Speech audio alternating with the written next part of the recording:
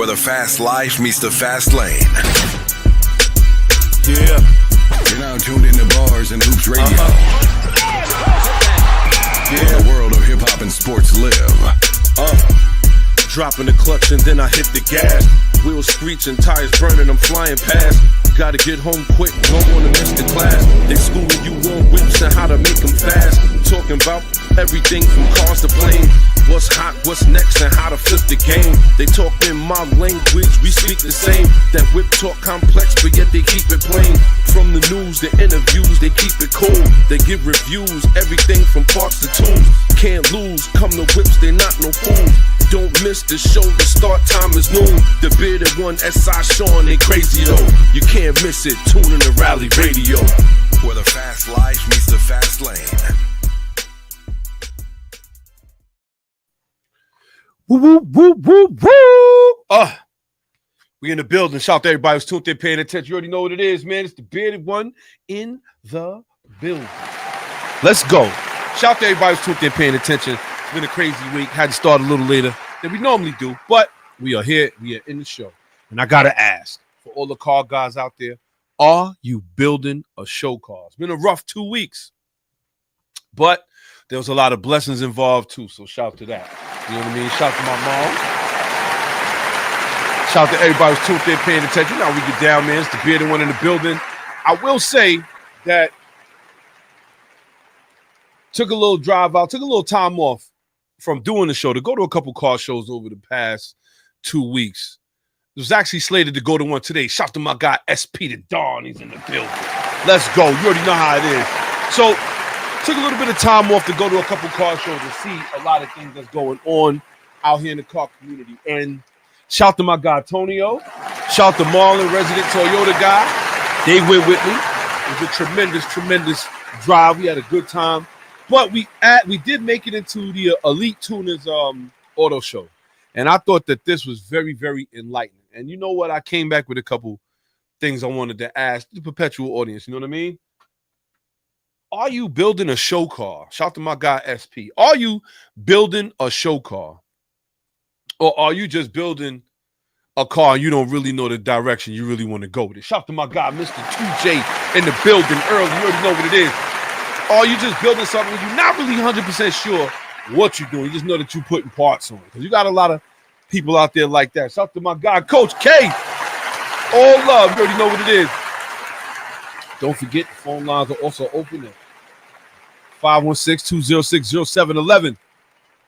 But with that being said, are you building a show car? Are you building a show car, or are you just building, you don't know what you're doing at all? Like, you don't, or not that you don't know what you're doing, you just don't have an idea, a fresh idea what you want to do. So what brought me to that is a lot of the cars that I was seeing. We've seen a lot of cars that was like really done up. And that's what I noticed about a lot of, car show cars, really done up. I'm talking about just thousands of dollars spent on different things on the car, from the engine bay to the engine itself to the interior, exterior, obviously, a lot of different things. And as I was walking with my crew, I was just noticing, and they even said it to me themselves. They said, do you think these cars actually see the street? And I'm like, no way. Not if you're spending this much on this car. And there's a lot of reasons why I believe that if you're building a show car, it's not seeing the street. One of the reasons being is because if something happens to it, let's say, for instance, all the money you have invested into this car, and we're going to go on the light side. Let's say you spent $15,000, $20,000 on the car. If you didn't get a high-end car, let's say you didn't get like a GTR or M3 or M4, something like that, and you actually spent $15,000, $20,000, and then you added money into it. You added money into the car itself. Let's say you went, and I mean, if you're going show car quality, we talking high-end here. We're talking probably about another 60, and I think I'm being light. 60,000. So let's say 70. Let's say average out at $100,000 car. Now you're not getting that investment back. These are things that that you got to say to yourself, like, well, you know what? It is what it is. You built what you want. But now here comes somebody up the road who doesn't care about your investment. You know what? They're not paying attention behind the wheel, and bow, they crash right into your show car. It's like you take a loss on that. That's a loss. And I think that's why a lot of these cars don't see the street. I also think because they get dirty, but then starts to lose the point of building the car itself. And I spoke to this with my homeboy Antonio. Shout to Antonio. And shout to Darth Spalding. Tuned in. You already know what it is. He's in the building. So we pretty much were saying, like, there's a difference between the cars in the arena and there's a difference between the cars on the outside of the arena, meaning the cars in the parking lot versus the cars that are being spectated and looked at. And you know what the real difference is with a lot of these cars is just pretty much the goal of the car when it was first set out. If you speak to a lot of these guys that build these show cars, they set out to build a show car. It wasn't like they, you know what, we just building this car and it went this way. No. A lot of them probably bought the car not in the greatest shape because they know what they're going to do to it. And you know what? It makes you wonder, like, where do you want to be with your build? Do you want to be in the arena or do you want to be outside the arena? And I think when you answer that question, it helps you build that much more better. And we're going to build a little bit more on this. We're definitely going to talk a little bit more about it as part of our driver's etiquette today. Shout to everybody who's tuned in, paying attention. Shout to KDA Treatment. They will be on the show. Very interesting. These guys actually had a booth over there at the International Auto Show in New York at Jacob Javits. And if you got a chance to go, you got a chance to see that a lot of these cars were street cars. Everybody came to see the street cars. Nobody came to see what was going on with a lot of these different automakers because, to be frank with you, we're not impressed. We're not impressed with a lot of the things that the automakers are doing, but everybody came to see the street cars. KDA Treatment being one of them. So shout to them. They already know what it is. Shout to my guy, Miller Tom. He's in the building. You already know what it is. With that being said, we are here on Rally Radio. You know, we get down Saturdays, 12:30 today, or 12:40 rather, but 12 noon. Apologize for the tardiness. Definitely been a hard couple of weeks. It's tough to get in here to do the show when there's so many other things going on in the summertime. And we definitely going to try to keep everything flowing the way we have it. But there are some car shows going out there that I would love to be a part of and love to see. So with that being said, like I said, just look for us Saturdays, 12 noon. You're definitely going to know that we coming on. We're going to be sending out mass emails. So if you get a chance, we want you to follow us on Instagram at Rally Radio Podcast. If you haven't already. If you haven't followed us already, we are there. But I will say, it's so much going on in the summer. Time to get ready. Memorial Day is right around the corner. So many different things going on, and we're going to be in the building, man. So with that being said, it's the bearded one here. We about to jump right into the show. You know how we get down, man. Shout out to everybody who's tuned in, paying attention.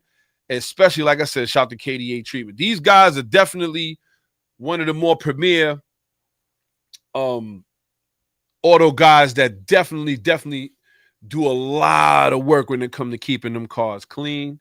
They detail, they do all kind of paint correction, they do the perfs, they do a lot of different things, but they also help you get your car show quality. So with that being said, like I said, shout to them. Can't wait to have them in on the show. So with that being said, we appreciate everybody who's tuning in. Let's jump right into the show. And here we go. We're going to jump right into the weekly specs. You know how we get down, man. Sorry for the tardiness. Let's get it. Weekly specs. Auto news for all the listeners. Only on Rally Radio. All right, you know what it is, man. It's the bearded one in the building. We are here today, and it looks like California. Now, for those that don't know, and I had to learn this recently myself, there was a situation. We went to this. It was another rally that was going on, and it was a rally with a bunch of supercars. We started to notice, I'm like, yo, it looked like everybody's from Montana. This is a while back. Like everybody's from Montana. And my homeboy pretty much put me on. He started laughing. He's like, yo, you don't know? And I'm like, nah. He said, most of the people that have their registrations in Montana for supercars, they go there because they don't even really pay the sales tax on the car. And it's the cheapest insurance rates or whatever, from what I understand. So I was like, word, I didn't know that. So it looks like California and Utah are finally cracking down on the rich residents who register their supercars in Montana to avoid paying their taxes. Now, it looks like what they're doing is they're actually registering these cars in Montana and keeping them there for a year so they don't pay no kind of sales tax. And also, like I said, the insurance rate is that much more lower. It looks like they have 2.3 million cars registered to Montana, and there's only 879,000 licensed drivers. That is crazy. Shout to SP to Dawn. He said the carbon tax as well. Yeah, because you got to pay that if you're out there in California. But in the meantime, it looks like it's only 879,000 licensed drivers or 2.3 million cars registered out there. Shout to them. But it looks like a lot of them actually do live in California and Utah, and it looks like they're trying to find a way to skirt around paying a lot of these crazy taxes that they got to pay. And on top of that, probably where the car is inspected as well. Probably take it back to Montana to get inspected if they've been tuning it. Who knows? But in the midst of that, it looks like by the supercar numbers themselves, 10,757 registrations was from Aston Martin, Bentley, Bugatti, Ferrari, Lamborghini, McLaren, Pagani, and Rolls-Royce in 2024. And at Washington State's 2024 registrations from the state automakers themselves, they said that they had 2,479 of them registered. 5,281 Ferraris was registered in Montana in 2024, all by itself, compared to just 837 in Washington. And that is out of control. This is what I mean. They found the loophole and they diving through it. They found the loophole and they are diving through it. Shout to them for actually doing what they got to do to get their cars on the road. But now it looks like what's going to happen is California is going to be using they're going to be using their Easy Pass. Here we go. They're going to be using their Easy Pass information to actually spot those cars that are registered in Montana to see if they are actually waiting the 12 months before they bring it into the state, or are they in and out of the state more frequent than they should be and actually have a place that they're staying. This is very interesting because here we go with them using the type of technology that we look at every day and say, hey, you know what? Yeah, I got an Easy Pass. They use it to watch you. They are using it to watch you. And as of right now, it looks like not only California's doing it, Utah is going to be doing it as well. They're going to be using all of their cameras that they have in their states. And they're also going to be using the Easy Pass to figure out if these cars are actually registered and staying in Montana for a year before they're brought into California, or are they register them there and they're bringing them straight to California. And if they find that this is what it is, they're going to get them for back taxes and back registration money in order to get the money for the state. What's your thoughts on this? This is actually crazy, in my opinion, because I feel like knowing that there's this loophole in Montana, you already know what people are doing. I mean, you're already getting a lot of tax money as it is.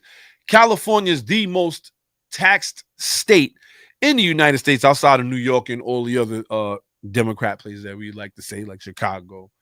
It's a lot of taxes going on out there. So you figure, how would they, like, are they missing a lot of money for that? No, I think it's more principle than anything. Says, just to read a little excerpt from the shout to everybody's tuned in. We got a caller. Let's see what we got. Rally Radio, who we got in the box? Yo, it's your boy Big J in the building. Shout to my guy Jay. What's tuning up, Jay? What it is, man? What's going on? Let me know if y'all can hear the call.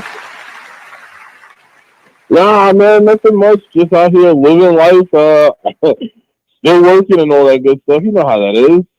So, with that being said, Jay, what's your thoughts on this California, this Montana, California thing? Now, obviously, we all knew that, right? Well, I didn't. I learned it a little while ago. But what's your thoughts on that? Do you think California should be going after these people to get their back taxes?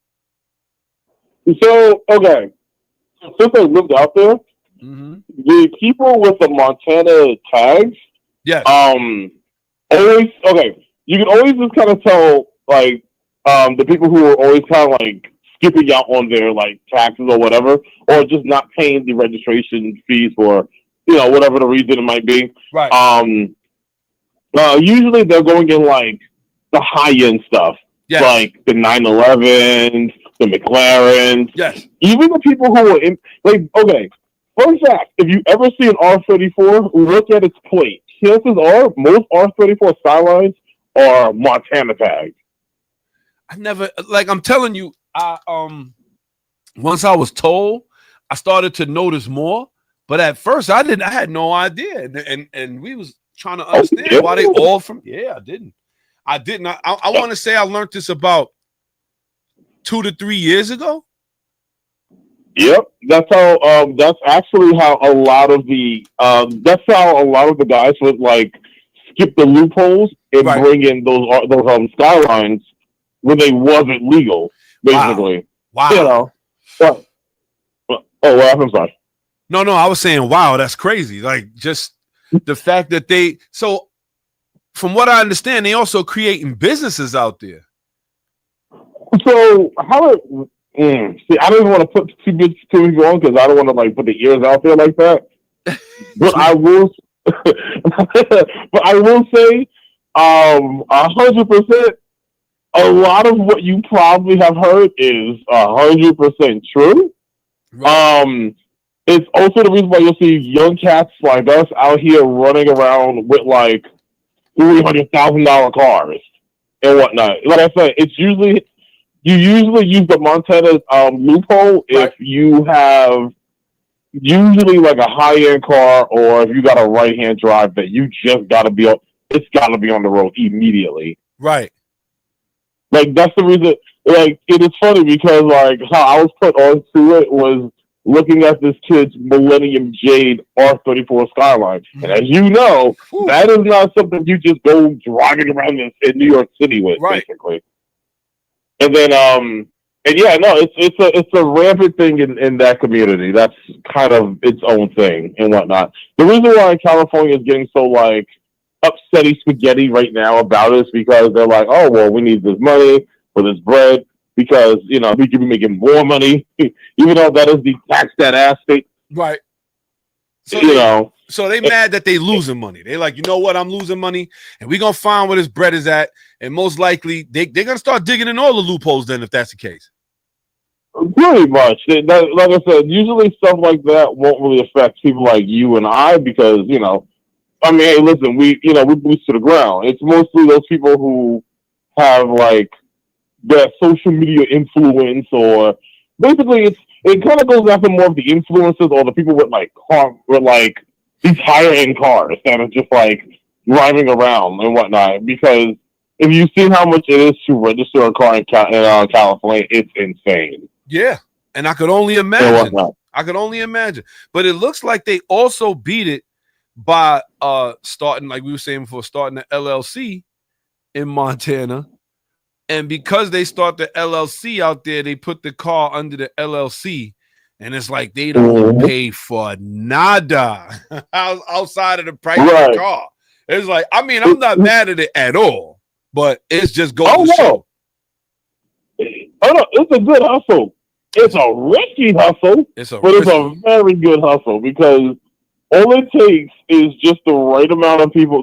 Basically, the right amount of people to kind of look at your car or whatever and be like, damn. So this is the thing that happens out there a lot more often. They won't go out. Like when I was out there and whatnot, I had New York tags. Right. New York tags, they wasn't messing with New York tag cars like that. But if you had a Montana tag, so the rule of thumb is in Cali, there is a high chance you're getting pulled over. And what makes it crazy is that not only do they run your information, automatically CHPD has to report you to to the tax bureau, basically. So that's why whenever people are out there with those tags, it's like, yeah, you'll do that. That's cool. Mm-hmm. But you're also running a crazy risk because majority of the people don't live in Montana like that. And it's like, oh, you got a bodega out there, but you're cruising around in like a 22B Subaru. Wow. In the middle of Fontana, California. Make it make sense. So you know what's crazy? The more I was reading into it, they have companies that are actually assisting some of these companies get out of what they call tax jail, meaning like they consulting them to get through this process without getting hurt pretty much by the government. And right. That's out of control. I mean, hey, listen, it's a good hustle, but it's one of those hustles where you and I both know it's all like I say. When it comes to the state getting their money, they gonna get their money. They gonna get their money, and you know what? And the thing is that then when they put these cars in these so-called tax jails, it's like they can't even re-register them in the state for a little while too. I don't know. I just feel like, it seems like they just giving them a hard time all the way around. At least this is what California and Utah want to do. They look like they want to start cracking down mainly from these cars that's coming from Montana and really get them for the back taxes. If they don't pay the back taxes, you know what happens. Yeah.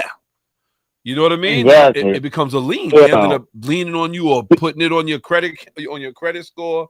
And I can only imagine how much money they think they're going to make back from this. But it just goes to show how what California is doing as far as the taxes that they implementing is not enough.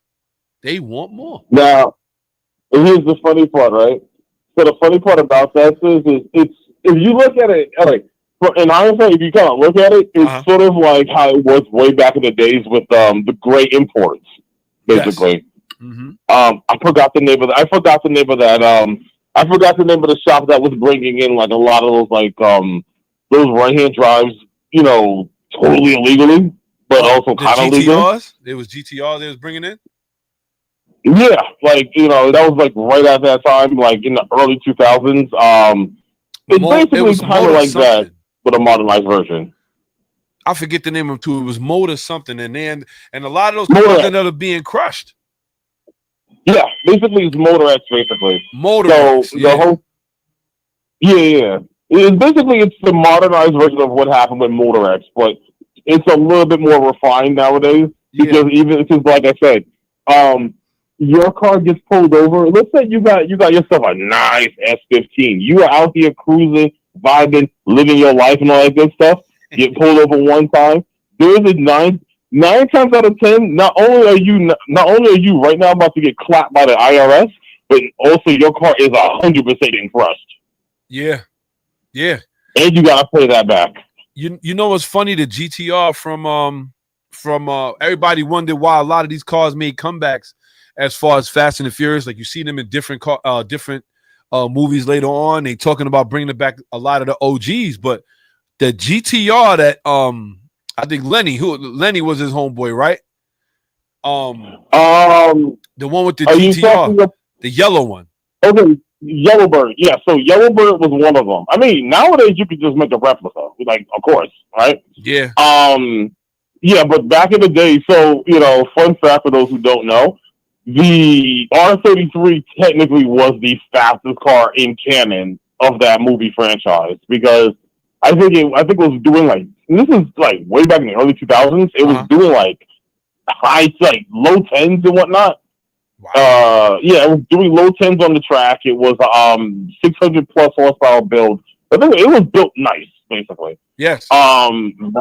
Unfortunately that got crushed. Another car that also, sadly, and this might hurt you, that also, unfortunately, they got to make a new replica of is Mia's Integra, because the owner of that Integra said that car got stolen and crashed, basically. Man, a lot of those cars didn't make it. A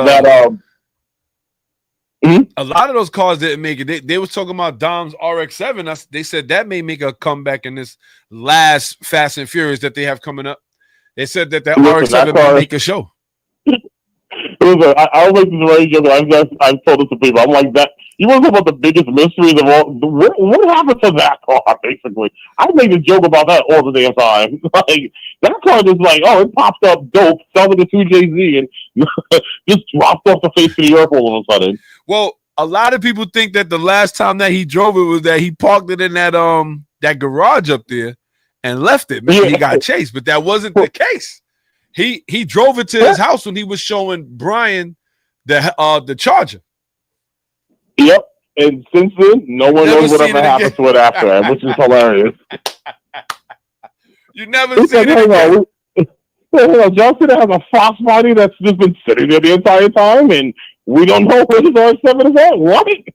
I wouldn't be shocked if he go back to that same garage, unchirping and take the top off of it, the curtain off of it, and it's there all that time. I wouldn't be shocked.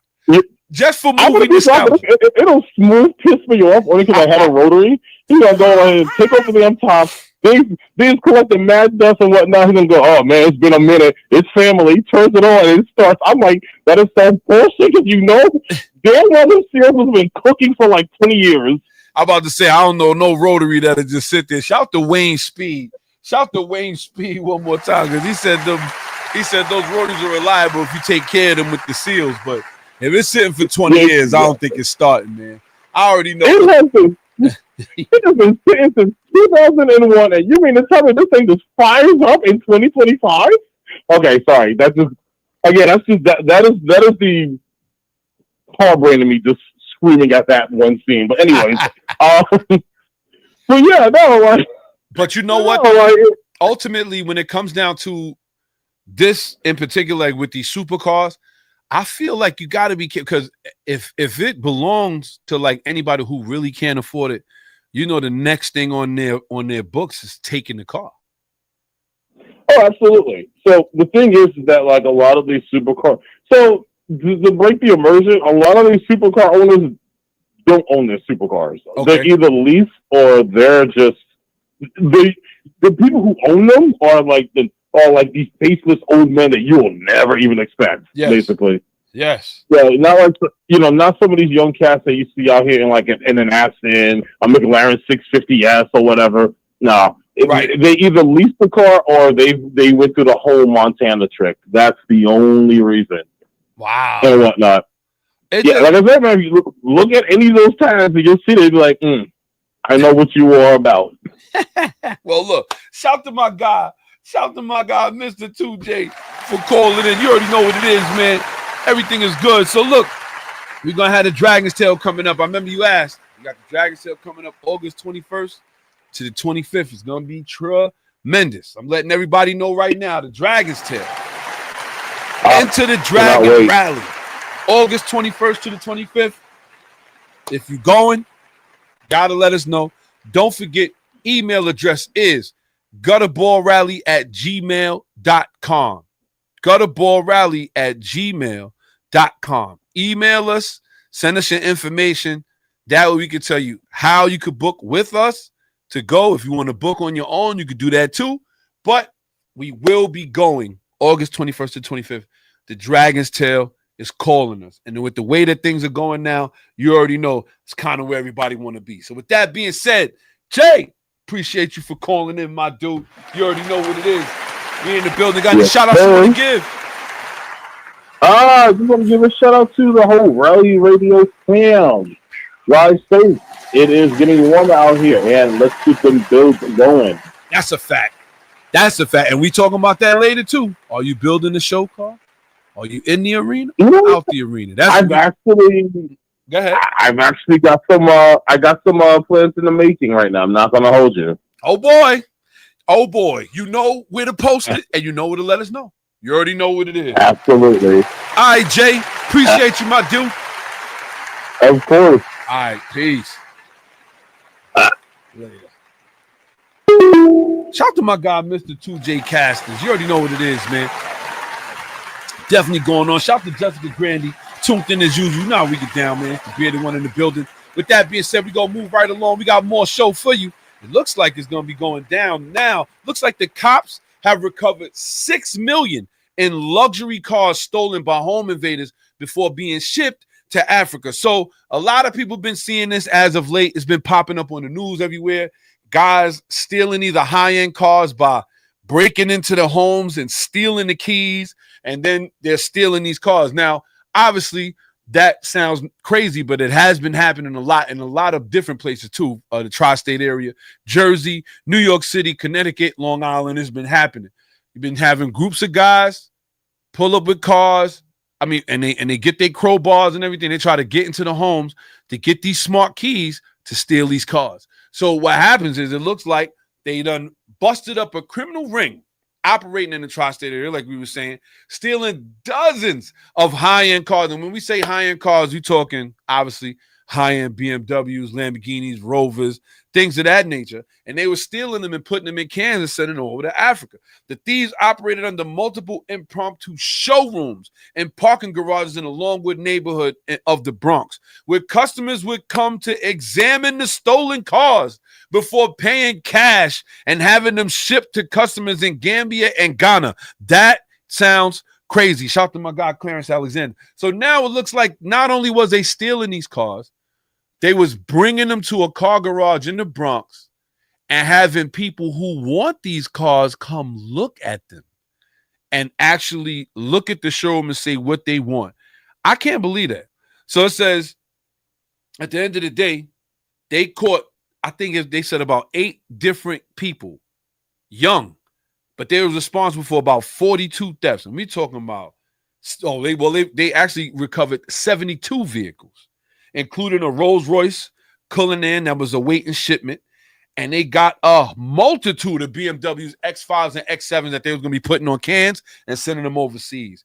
This right here is, to me, what's been going on with a lot of these cars. Why these cars disappear without a trace.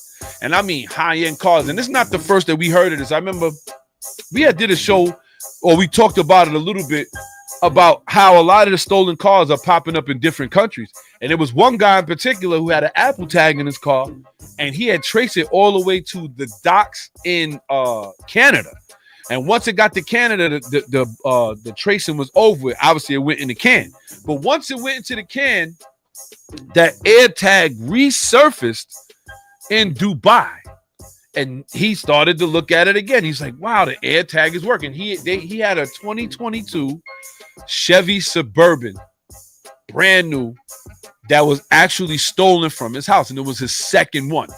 The second one that they took from him. So this one in particular, he had an Apple tag in it. And he traced it from Canada to Dubai.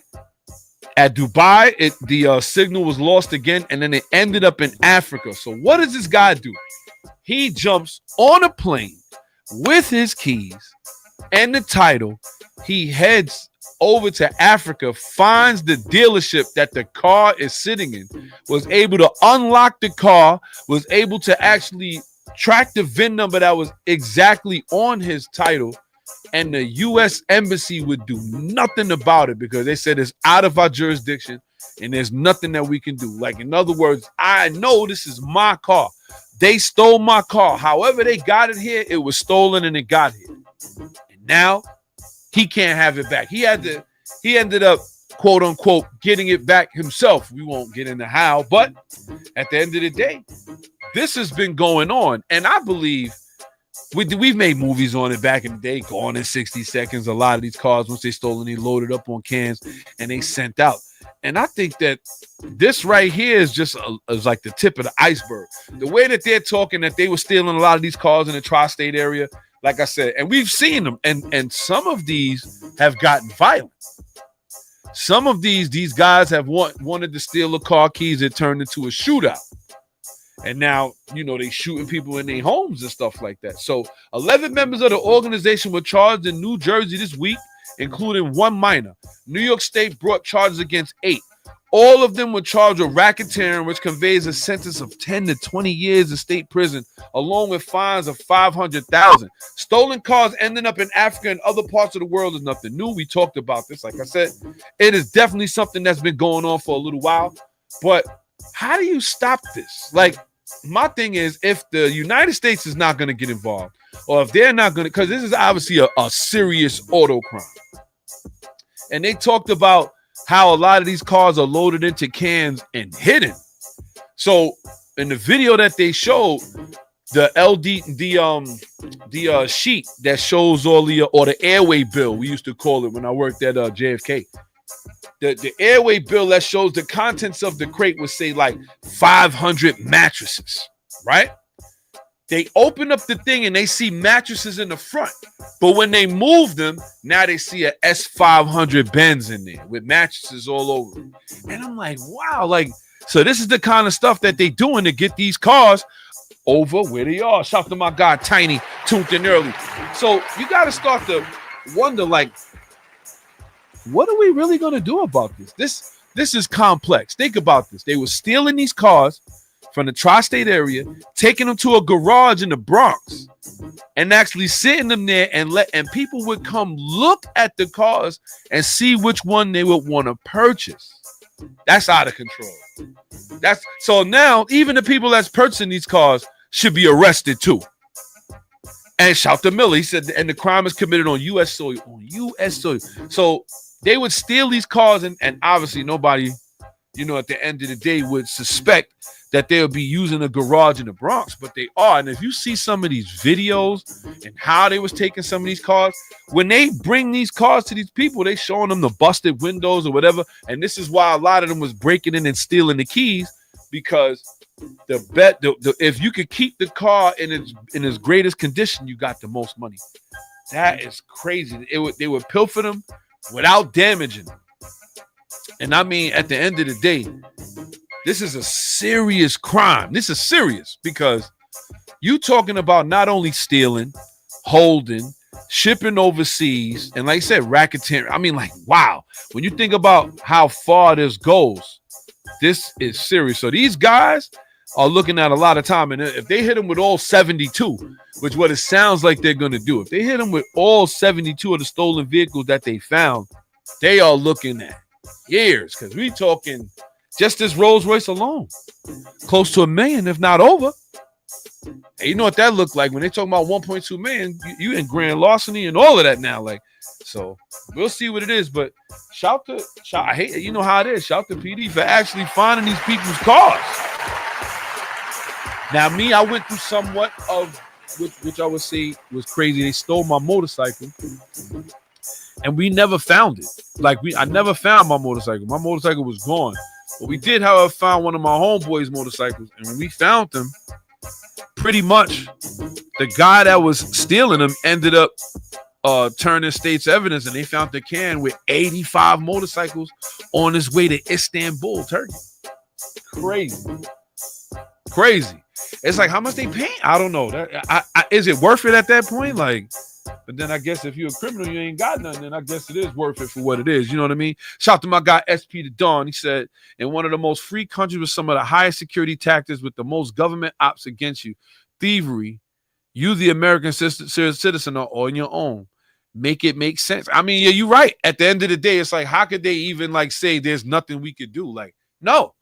Send the embassy over there, get that car, and have this company pay to ship it back. But at the end of the day, certain people wouldn't even get involved. Certain diplomats or government officials. I don't know. But I hate to say it. If you put it on this president's desk, if he's gonna make money off of it, he's surely gonna do it. But it looks crazy out here. Shout out to everybody who's tuned in, paying attention. Now, it looks like we got some other news. This is actually interesting. I wanted to talk to y'all about this as well. We have seen that a lot of the racetracks are being closed, right? A lot of racetracks in different states are being closed, and a lot of them are being closed because of noise ordinance. They're loud.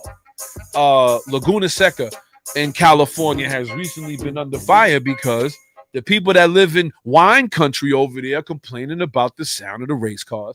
This is the same thing that happened in Englishtown in Jersey. People started complaining. They when Englishtown first was made or created, it was in a barren area. But now at this time, people are building their houses close to a drag strip, and they got the nerve to complain and say, you know what, the noise is getting crazy. Iowa's not happy. Iowa passed a bill protecting racetracks from all of that.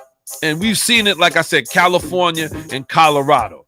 But it looks like Iowa is passing a House bill that takes effect on July 1st, 2025. The new legislation protects motorsports venues from legal action over noise and nuisance claims, so long as they were established before the neighbor either built or purchased the nearby property. Essentially, if the track was there first, the person next door can't sue them into oblivion because it's too loud or noisy. That makes the most sense in the world. Right now, I stay in Long Island, right? Now, this is in a path of the JFK of the airport, of the airplanes that are leaving the airport. And you'll be shocked how many people complain about the noise of planes. I don't get it. They complain about the noise of planes. And then they're like, oh, well, they need to do something. No, JFK been here before you got here. You moved here knowing you was in airspace. You was in an air route. And yet it's still you complaining, oh, I can't take the noise. And it's like, I don't know where everybody, like, you live in the city, bro. You, like, even if you're in LI, you live around people. You don't live in Iowa where your next neighbor is 2 miles down. No, you live in a place that's already congested. You got the nerve to complain about noise. This is why we've been saying from noise cameras on down. These are the kind of things that you can't police. Oh, we hate car exhaust, but you live near the highway. Even if you don't hear car exhaust, you're going to hear all that road noise. There's nothing you could do about that. You should have thought about that before you bought the house. I just find it amazing that people move somewhere and then they want other people to move so they can be comfortable. I don't understand that. I really don't get it. Shout to SP to Dawn. He said, I need peace and quiet. I think I will build my home next to a racetrack. That's what I'm saying. You can't do that. So it looks like Iowa's not hearing it. The bill was unsurprisingly supported by SEMA as well as Performance Racing Industry Group. Iowa's racetracks are more than just entertainment venues. They are economic engines that support local businesses, create jobs, and generate substantial revenue for the state, PRI said in a press release. This immunity is essential for the ongoing operation and advancement of these venues. That's what I'm saying. Come on. So you're supposed to be like, yo, you know what? I don't like all this noise. If you don't stop this noise, I'm suing. No, if we don't stop this noise, you SOL. I don't know what to tell you. You out of luck. It is what it is. You can't be around all of this stuff and actually feel that people need to bring it down for you. What if there's other people that like loud noise? What are they? I don't know. It's just a crazy situation. But Iowa Speedway in Newton hosts national competitions such as NASCAR Cup and Xfinity Series as well as IndyCar, though it's far from the state's only track. There are plenty more short ovals, dirt, and paved, where races are running on any given weekend. But of course, HB 645 is even more crucial for those smaller venues where fans support grassroots motorsport and local businesses, i.e. karting for kids. There's kids that like that you take the go-kart. Now they would have to close their little go-kart track that ain't no bigger than a track that you would run around, and they got to close it down because people are complaining about the noise. It's just, I don't understand. How do you move somewhere like this and then say, yo, I don't want to hear all the noise? No, we don't want to hear you. You get up out of here. Shout to them for actually getting ahead and doing what they're supposed to do as far as motorsports is concerned. You already know what it is. Shout to everybody who's tuned in, paying attention. One more thing before we get up out of here, or not get up out of here, but move on to our next segment that we got going on. GM issues a stop sale. There hasn't been enough noise on this. Shout to my guy Marlon, resident Toyota guy. He said there was not enough noise on this, so we're gonna make a little bit of noise. You already know what it is. This right here is one of the crazier topics. GM issues a stop sale ahead of recalls for blown 6.2 liter V8s and some of the 2021 to 2024 trucks and SUVs. You heard it correctly. If you are driving a 2021 to 2024 SUV, you do have a recall to replace your whole engine. It looks like they don't know what is blowing these engines. From what I understand, they said it has something to do with the crank, but they're not 100% sure. The connecting rods could be that. The connecting rods connected to the crank, they blowing out through the engine. It is what it is. 6.2 liter V8s from GM are being recalled, and the cars are not being sold either. And this comes at a time where they're about to start paying more for the materials due to the tariffs that's about to kick in or has kicked in already on the automotive side of things. This is actually very interesting. Now, there was a point where Toyota actually got the same flack. The Toyota Tundra and also I believe it was the Lexus truck. Those trucks also actually had to be recalled and the engines had to be replaced due to something going on with the V6. And it looks like we talked about this before about quality control.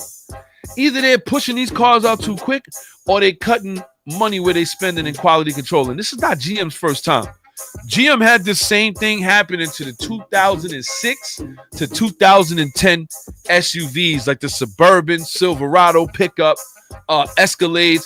They just finished a court case with that where they actually lost a class action suit because those engines was failing prematurely. I don't know if anybody remembers that. That was about I want to say about 4 to 5 months ago, maybe ending out of 2024, where they lost the class action suit because of the same thing. So now you got to start looking.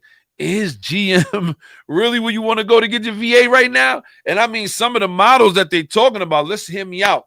2021 to 2024 model year Cadillac Escalade, Escalade ESV, Chevy Silverado 1500, Suburban, Tahoe, GMC Sierra 1500, Yukon XL vehicles with the 6.2 liter V8 gas engine, RPO L87. That is the engine code for it.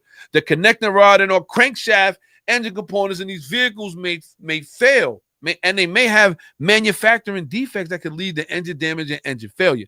If the engine fails during vehicle operation, the vehicle will lose propulsion, increasing the risk of a crash, i.e. it's going to shut off, you're going to lose your brakes. Sounds crazy. Shout to Marlon said pretty much their whole lineup. Yeah, if you have a V8, a 6.2 liter V8 in any GM, Chevy, GMC, you need to be taking that thing right now to the dealership, because they're going to have to replace that engine. And who knows how long this is going to take.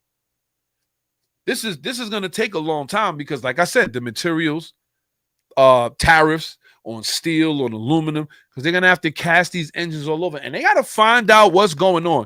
And does this also stretch to the Cadillac CTS-V? Because there was a situation last year where Car and Driver magazine was actually testing a Cadillac CTS-V, and the engine blew up while they were testing it. And I mean regular driving. We're not talking about donuts and burnouts. It shot a rod through the block. So now, is that also part of it? They haven't really mentioned it. Says the National Highway Traffic Administration opened the preliminary evaluation targeting 2019 to 2024 GM trucks and SUVs equipped with the L87. Lodged with the agency. And this is crazy because now they're going to have a lot of SUVs and trucks they can't sell, and they also going to have a lot of SUVs and trucks they got to fix. GM stock, needless to say, went down about 5% after this debacle that they got going on right here. And again, quality control. Quality control.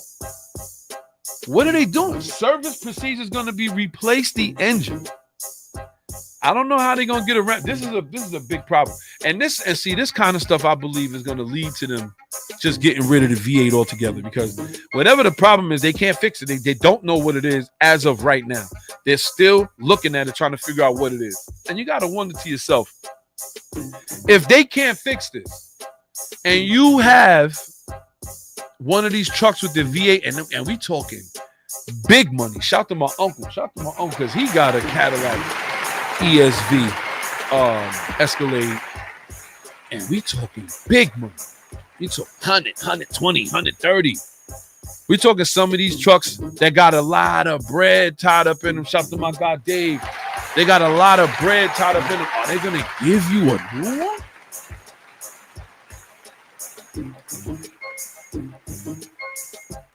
To me, that's a lot. That's a lot. You got a real problem right there. And I think a lot of people might have to really start to think about what they're going to do. Like, what is going to happen with GM? And let me tell you, there's a lot more going to it.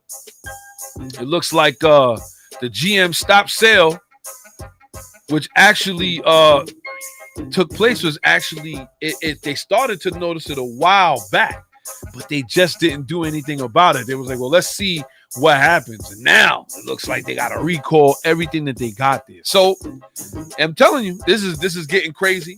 Shout to Jessica Grant. She said, are these cars mainly made by automation or real people making them? So it's a mix. They do have their line, their conveyor line, But people do put the parts in place. They do have robots that actually help them on system. But I mean, at the end of the day, that's a lot of engines, man. Nearly 30,000 GM V8s had already failed before they were recalled. That's a whole nother thing. Is it the machines making the mistakes? I don't think it's the machines. I think it's more or less the build quality. Something is happening, whether the clearances are not right, whether it's not dialed in properly. Maybe what they call the harmonizer, whatever, harmonizing bolt, or it's not all the way into the crank, or who knows. But it has to be something on their side, and they don't know what it is yet. Now, like I just said, 30,000 of these GM V8s had already failed before they were recalled, and that's crazy. So imagine, before they even said anything, 30,000 of these things had already broken down and the engines had to be replaced. GM's investigation identified 28,001 harmonic balancer. Yes, excuse me. It says GM's investigation identified 28,102 field complaints or incidents in the U.S. potentially related to the failure of the L87 engine due to crankshaft, connecting rod, or engine bearing failure, of which 14,332 involved allegations of loss of propulsion. Now, when they say that, pretty much when the engine shuts off, it's not moving anymore, loss of propulsion. But a lot of people don't know, or maybe you do. You do lose your brakes in this point too. You do lose your brakes at this point because now there's no air going into the master cylinder, which assists you in pressing the brakes for a car this big. So now it's a lot of things that they got to look out for. Drivers may be alerted to the condition prior to the failure from knocking, banging, or other unusual engine noises, illumination of the check engine light, and or engine performance issues, including hesitation, high RPMs, abnormal shifting, reduced propulsion, or no start condition. Oh my goodness. Imagine you just went out there and spent $100,000 on a Cadillac ESV and it don't start. Or you drive it, you give it a little spirited drive. You know, you in the back country somewhere, you take it up a strip, probably take a nice little healthy mile an hour, and then when you stop, you hear a lot of loud banging. Could you imagine that? Wow. So with that being said, if you own a GM, or if you know somebody that owns this 2021, the 2024, almost a whole lineup, shout out to Marlon, you may want to help them out, man. Let them know. I'm going to let my uncle know. Because it look like they owe. They owe. That's crazy. You got people out here right now that's probably going to be sitting around wondering if they can even take their cars on like a nice road trip or something like that. There's a good chance it's going to break down. That's a lot of money. That is a lot of money. Shout out to everybody who's tuned in, paying attention. It looks crazy out here. Maryland, 24/7 work zone speed cameras issued 48,000 tickets in 2 months. Now, this is very interesting. We talked about this a little bit earlier, especially with New York City. New York City trying to figure out a way that they could get cameras on the highway, and I can almost guarantee that they're going to follow Maryland's lead. So what it is they have in Maryland, they have all of this work zone stuff that's going on. They have a work zone speed enforcement. So what they'll do is they'll have these cones out there. It'll be a work zone, and they have a camera out there. And if you over the speed limit, you will get a ticket. It looks like this thing has so far worked for them. It issued out 48,000 tickets in 2 months. Now, what's the fines for the most part? Well, it looks like speed in excess of the limit, normal fine when workers are present. It looks like if you 12 to 15 miles over, you're getting a $60 to $160 normal fine, $120 when workers are present. So that right there threw me for a loop when I first heard it. So it could be a work zone with no work. That's what they're saying. So pretty much it defines the fine by if workers are present or not. It is still a work zone whether they are not there. So let's say you have a work zone, nobody's there. This camera's there though, and they're gonna get you. That's as soon as you pass through, it's $60, right? If you 12 to 15 over the speed limit, it's $120 if workers are present. That's crazy. 16 to 19, 80 miles an hour for normal, 160 when workers is present. 20 to 29 miles over the limit, $140 if it's normal, $280 if workers are present. 30 to 39 miles an hour, 270 if there are nobody out there, and $540 if there are workers. And the worst, the most heinous one, in my opinion, 50, if you're doing 40 miles over the speed limit or above, is $500 normal. $1,000 if there's workers out there. Now, just to speak on it a little bit, they have had a lot of workers. I believe a lot of this came into fruition. There was a tow truck driver who actually lost his life while he was picking up a car. Somebody sped and crashed right into the tow truck, which is sad business. Sad business. It's pretty much brought up on ourselves at the end of the day, but Maryland is not playing. So not only to me was that a place where you got to abide by the speed limit, because as soon as you cross into Maryland, you will see them black Chargers sitting in the cut everywhere, radaring you. Every time we do any kind of rally that goes through Maryland, I tell people all the time, these are the places where I slow down. I don't mess with Maryland, and I don't mess with Virginia, and I don't mess with North Carolina. Because to me, those three places right there, they can't wait to bag you on a ticket of this magnitude. And now, this is just taking your picture and sending it to your house. There's no way to fight this. There's no way to fight this whatsoever. And it looks like now, of the 48,000 citations issued over the 2 months, 23 of them were for $1,000 in fines, meaning they occurred with workers present, and the drivers in question were traveling at least 40 miles an hour over the speed limit. That's crazy. Shout to Marlon. He said people don't slow down on work zones or move over if they can when there is a vehicle on the shoulder. And that's another thing. They should. There's no reason why you're doing 40 miles an hour over the speed limit, and there's some people over there working. That's crazy. But again, is this a money grab or is this really necessary? My thing is, when you have a work zone with no workers, I don't think 12 and 15 and 16 and 19 should be considered. 20 and 29, I understand, because you figure Maryland's speed limit is 50 miles an hour. So you figure 50, if you're doing 62 to 65 and it's nobody around, we talking about at a point where there's no workers, I don't think they should get that fine. 16 to 19, you pushing it. You pushing it. You doing 65 and a 50. I don't even recommend doing that in New York City streets unless you getting it. Yeah, I don't understand. So now that one I could kind of understand, but normal fines versus when workers are present, I just don't agree. Like, there's nobody there. Like, you could actually drop that a little bit lower. But tell me if I'm wrong. Drop it in the comments below. You know how we get down, man. Here's the bearded one. Rally Radio in the building. Better slow down in Maryland, man. It look like they ain't playing with y'all out there, man. Look, they making it happen for real. So with that being said, we're going to jump right into our next topic. You know how we get down. We're going to jump right into our tech talk. Let's get it. It's Tech Talk with Pop the Bearded One. All right, we are in the building. It's Tech Talk time. You already know how we get down, man. We in the building. It looks like Akito Toyota again, a.k.a. the man, a.k.a. the master driver. That's what he calls himself in Toyota. He said he is the master driver. Toyota's master driver, Akito Toyota, doesn't believe in electric sports cars. So we got to protect this man at all costs, man.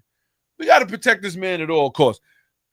Akito Toyota has been boisterous about the transition from gas to hybrid to electric. Now, as far as him being concerned, he was actually the chairman of Toyota.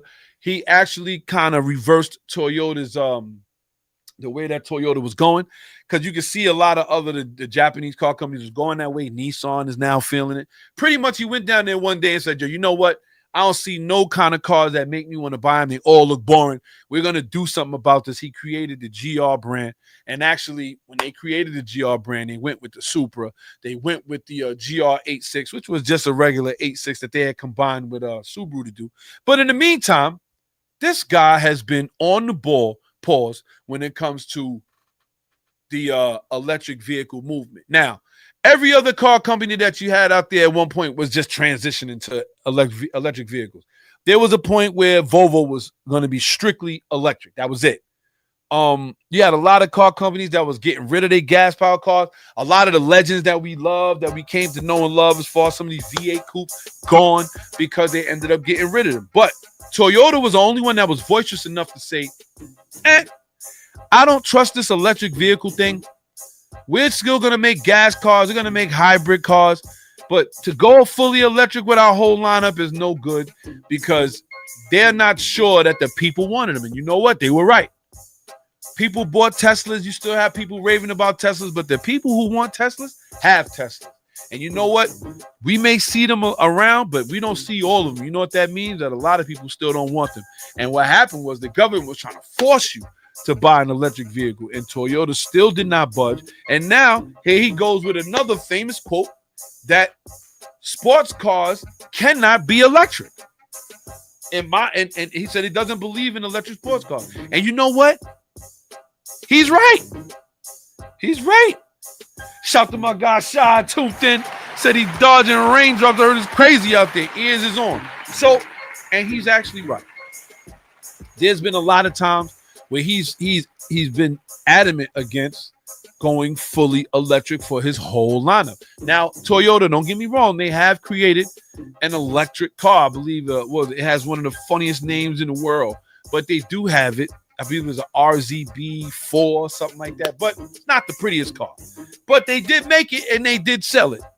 But you know what? As far as sports cars are concerned, he adamantly believes that they're not. And you know, that's a question for the people out here. Drop it in the comments below. Do you believe that sports cars can be electric? I mean, at the end of the day, I'm not a believer in any of them neither. Hybrid, I understand. And we've been doing that for a little while. LaFerrari, Porsche 918. Shout out to Clarence Alexander for telling me about the LaFerrari. I wasn't sure that it was hybrid, but you do have a lot of hybrid sports cars that we could understand. And pretty much the hybrid thing to me works as follows, right? It doesn't allow the engine to idle because it shuts it off, right? But when you start driving again, once you get over a certain RPM, the engine kicks back on. So at that point, it's like, you know what? They just getting rid of probably the most dangerous part of an engine for the environment, which would be at idle. Because if you're using it, then you're using it. But it looks like I said, Akio Toyota said he does not believe in electric sport cars. He said that he wants to get the smell of gasoline and a noisy engine inside of a sports car. You know what? I get it all the way. Shout to Akito Toyota. He said Toyota is a mass production brand, so we also need to think about affordability, even with BEVs. He said once Toyota has the capacity to offer affordable BEVs, then maybe that's a moment when I, as a master driver, will be introducing a BEV sports car. And he's right also with that. Shout to everybody who's tuned in, paying attention. Electric cars are still not affordable, in my opinion. But it looks like there's a company out there that's going to change that. And we'll get into that later as well. But when you look at the prices of electric cars and how much they cost to own, it's like you got to say it to yourself like, wait a minute, man. You can't tell me that this is better and it's costing me more. You got to have, now let's say you don't want to be inconvenienced by having to go to the charging station and be there for 2 hours to make sure that your car is ready for the next day. You obviously going to have a charging station installed on your home, right? So there goes one thing. Another thing is you got to be careful with where you're driving. You got to make sure that you have enough charger where you're going. And the range changes when you step on it. If you step on the accelerator, yes, the range is going to change. So all of these things Akito Toyota took into consideration when they making the electric vehicles, as he's saying. Shout to Chai. He said, I've been saying hybrids are the way forward. EV sports cars are no. EV special racing cars is okay. No, I don't even like those either. But shout to Marlon. He said, yeah, that doesn't work. People are having to replace their starter way sooner than normal. And this is what I'm saying. There's a lot of things to it. I have seen some of this EV racing, and I'm not a fan. I'll be honest with you. Not a fan. I've seen the EV, the Indy EV or something. I was like, nobody wants to see that. But it looks like there's another car company out here that's actually trying to change this very thing that we was talking about as far as the price is concerned, and we didn't get a chance to talk about it, but we will. It's called the Slate truck. Now, for those that don't know, the Slate truck looks like it's going to be sold by Amazon. Crazy. It's going to be a $20,000 two-door electric pickup with crank windows and no touchscreen. Now, this right here seems like it's poised to really kind of take over this EV thing. So just to get into it a little bit, it's the new EV startup, and it's supposedly backed by Jeff Bezos, and the truck that's literally the model name Truck, and it's modular all-electric pickup that company intends to sell for less than $20,000 after federal incentives. So it looks like the truck costs $28,000. It doesn't come with anything in it. It doesn't come with any screens. It doesn't come with all of that crazy stuff. It's just a pickup truck, a small pickup truck at that. That's electric. And after the incentives that the government gives you for buying these things, it looks like you're going to pay $20,000. And this is where I feel like this is where electric vehicles need to be. In my humble opinion, I believe that people are not 100% against electric vehicles. I believe that most people want to own two vehicles. They want to own an electric one and they want to own a gas one. And this is by me polling a lot of different people over the years since we've been doing the show. A lot of people want a cheap EV go-kart almost kind of thing that they could drive around the neighborhood and put it back and not spend a lot of money on gas, right? And then they want their gas-powered sports car that they could drive on the weekends and have fun with the family or whatever have you. You know what I mean? And I feel like this is the kind of thing that could take off. Now, as far as customizing it, with Slate, you can build it, change the color, do all kind of different things. But they are allowing you to put some of these things on there. Like if you want the screens and all of that, they will do it for you. But the base model's $20,000. And you know what? It works. You figure if it's a pickup and you got work you got to do around the house, you're gonna drive it to the nearest Home Depot, put all your stuff in there, and drive it back. That's what people want out of these electric vehicles. This is how you build the trust in them, because nobody else wants them for no other reason. Shout to Sha. He said that little EV truck is gonna be a hit. It's everything you need in a little city to get around. And this is what I'm saying. Shout to Marlon. I will own an electric car the day they have electric cruise ships or hybrid ones. Until then, I will pass. I hear you. And you know what? That's exactly what I'm saying. You're going to have some people who want them just to kick around and get around with. They don't want to worry about gas starting it. They don't want to worry about all the other things that you got to deal with as far as having a gas engine just to go to Home Depot and come back or go to the corner store. You're going to have people like that. But at the end of the day, you're also going to have people who's like, I don't want nothing to do with it at all. So just got to respect people's opinion. Like, yo, if they don't want it, you can't force them to buy it. But I believe this little Slate this little SUV truck, I believe too, if you could pay $20,000 for one, and this has always been my knock on electric vehicles. If you can pay $20,000 for this, why would I spend $80,000 on this? Why? Because at the end of the day, what's the difference then? They both got electric motors. Maybe this one has a bigger electric motor, but at the end of the day, who cares? It's electric. At the end of the day, people are not going to care less. And I believe that's why this thing is going to be a hit. You have the Ford Maverick. Now, this is also a small pickup that's not electric, that is gas. That's a hit. That is a hit. People love it. They want to buy this Maverick because they have things they want to do around the house. And you know what? They cannot just, they don't want to throw them in their nice cars. Hey, give me this thing over here so they can get around and do what they got to do. Shout to Marlon. So how long did that small pickup take to charge to full tank in my Mini? 10 minutes tops. That's a fact. Listen, like I said, it's people's preference. Shout to Draco tuned in. But at the end of the day, I believe people are going to buy them. I really do. I believe that people are going to buy them and then they're going to really rock with them. And when I look at the interior of this thing, I mean, all it is a steering wheel. And you have the crank windows and you have the dials for the AC. That's it. I'm telling you, this is the kind of stuff that people want. They talking about as far as charging is concerned, it's going to get 240 miles, which is not bad. 150 kilowatt power in the rear axle and 52.7 kilowatt battery pack. This is the kind of stuff that people want. Shout to Draco. He said, I had a Ford Maverick. This is what I'm saying. Yo, people are looking for cheaper cars that they can get around and do the things that they're going to do. And I tell you what, if you could get a gas version of one of these and it's cheaper, then it's going to sell. If you could, matter of fact, I go out on a limb saying, I don't want this little Slate electric pickup, but if you could give me a 4-cylinder engine with this, I'll take it. And I'll take it. I'll buy it and I'll drive it around. This is what it is. You want that cheap car that you could kick around.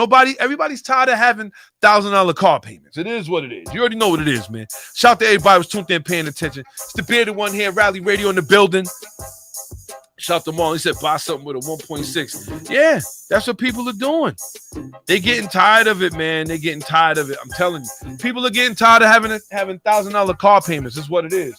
But I tell you what, I will have $1,000 car payment for this next situation that we're talking about right here. The Ford Mustang GTD. Now, for those that don't know, the Ford Mustang GTD at one point went to the Nürburgring and actually put up a time of 6:57. But there was a couple things that they said they wanted to do. Now, if you watch this on YouTube, you saw it. The Ford Mustang GTD had actually laid down, and that was one of the greatest times that they had put up, a sub 7-minute lap, which is tremendous for the Nürburgring. Tremendous for the Nürburgring. Sub 7. But now it looks like Ford went back with the GTD and took 5.5 seconds off the time. And there's a couple of things that they did. The adjustments they made from the 657 run to the 652, they revised the chassis tuning with increased torsional rigidity, updated suspension hardware and alignment for even more precise, predictable handling, aerodynamic tweaks for improved downforce, powertrain calibration update. Sounds like they tuned it. Shout to Wayne Speed for letting us know that they tuned the transmissions like they tuned the engines, and revised ABS and traction control behavior, new active spool valve development. These are the things that they did to the car before they actually took it for this sub 7 652 run that they've done. 5.5 seconds off. And you got to say to yourself now, oh man, would you buy one of these? I believe these are going for, I believe the price on these right now is what is it, 200,000?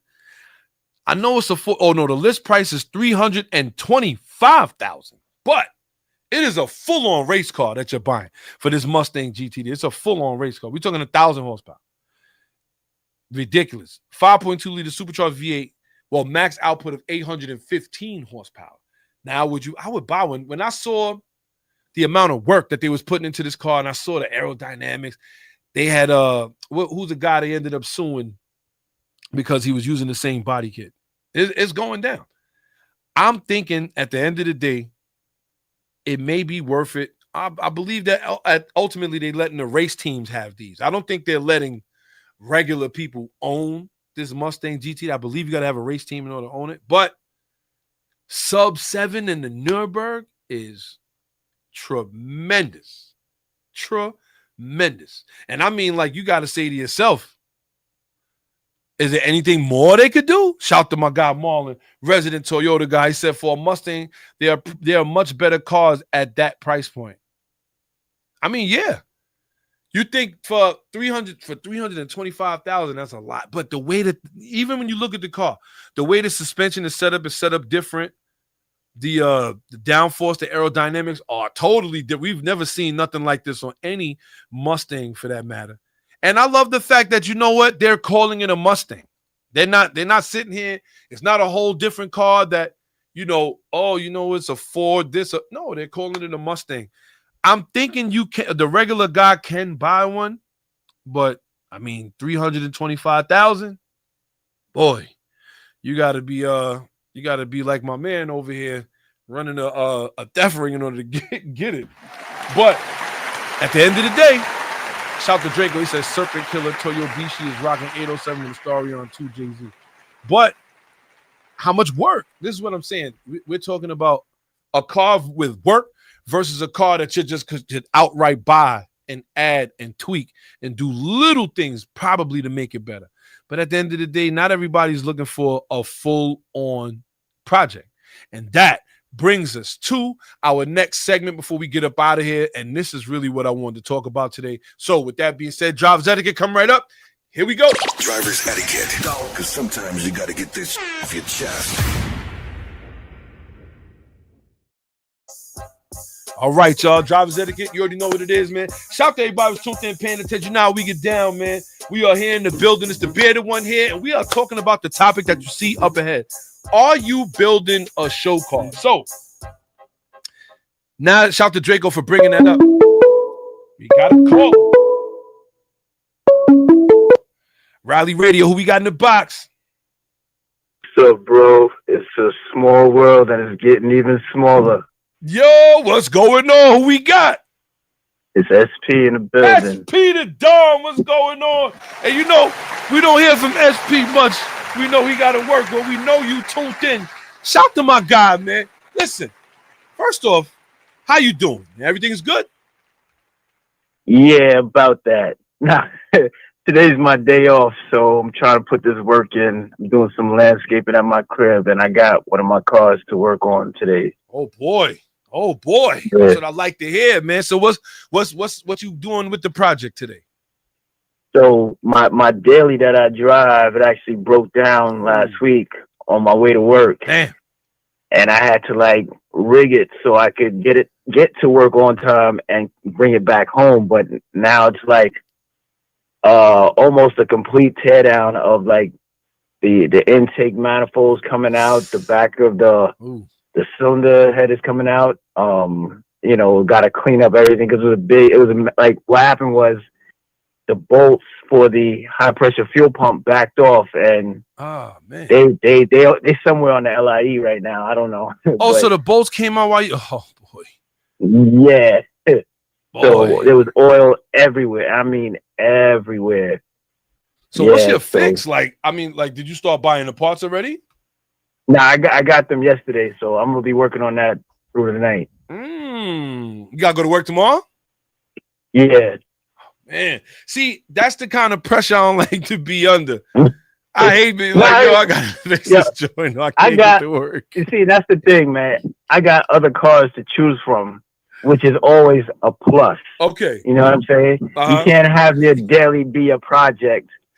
You know what I'm saying? So, yeah. We got to build on that a little bit now that you done said it, SP. We got to build on it a little bit because that's what I'm talking about. Shout out to my guy, Reeves, tuned in early. Let's go from PA. Shout out to my guy, Reeves, being tuned in. That's the question. Now, right? You just said it yourself. You can't really build your daily. So, if that's the case, are you building a show car? Well, let's just say if I was building a show car, it wouldn't make sense if I couldn't drive it. Okay. So even if it wasn't, even I could clean it up and bring it to a show, but if I'm not driving it, what's the sense? So ultimately, even if you will say this pretty much, if you're building a show car, but it's gonna drive, you're gonna drive it. It's not gonna be a queen, trailer queen, nothing like that. Absolutely. Even if I built a car, a show car, and I decided to sell it, I'm selling it to somebody who's going to drive it. Wow. So with that being said, what about the daily then? If that's the case, the daily has no work. We just need this thing to get us back and forth to work. For the most part, yeah. But what I try to do is like do some minor upgrades on stuff. You know, like you know, little things like the intake, you know, just better working parts so it's not breaking down as often. You know what I mean? Yes, I do. And sad to say, it's only about 200 horsepower. You know, don't hate me, but that's the daily though, right? Yeah, it's the daily, but it's a good 200 horsepower. Trust me. No, but I don't even knock you for that because I feel like at the end of the day, that's fine. because you got to get around. Like 200 horsepower is good, or 400 or 500 is good until you hit the pothole and you're like, damn, man, like exactly. You know what I mean? Shout to my guy Reeves. He said trailer queens are a thing of the 90s.